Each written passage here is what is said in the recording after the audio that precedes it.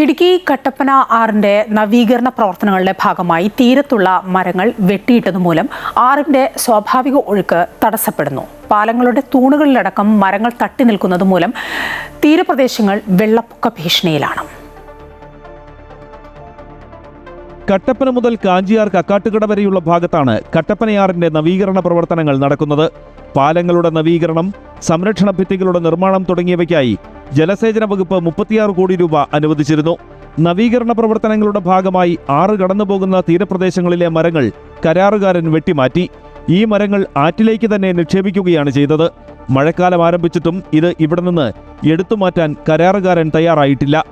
ആറ്റിലൂടെയുള്ള വെള്ളമൊഴുക്കിന് ഈ മരങ്ങൾ തടസ്സം സൃഷ്ടിക്കുന്നു. മഴ ശക്തമാകുന്നതോടെ ഇത് വെള്ളപ്പൊക്ക സാധ്യതയും ഉണ്ടാക്കും.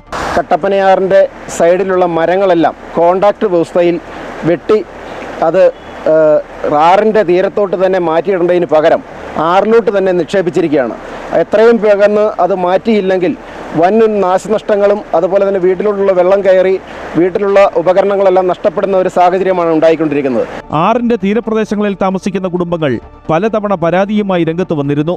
തുടർന്ന് കട്ടപ്പന നഗരസഭ വിഷയത്തിൽ ഇടപെടുകയും കരാറുകാരനോട് ഈ മരങ്ങൾ എത്രയും വേഗം എടുത്തുമാറ്റണമെന്ന് ആവശ്യപ്പെടുകയും ചെയ്തു. എന്നാൽ ഇതിലും നടപടിയൊന്നും ഉണ്ടായിട്ടില്ല. വിവിധ ഭാഗങ്ങളിൽ വെള്ളം കെട്ടിക്കിടക്കുന്നത് പകർച്ചവ്യാധി ഭീഷണിയും ഉയർത്തുന്നുണ്ട്. അമൃത ന്യൂസ്, ഇടുക്കി.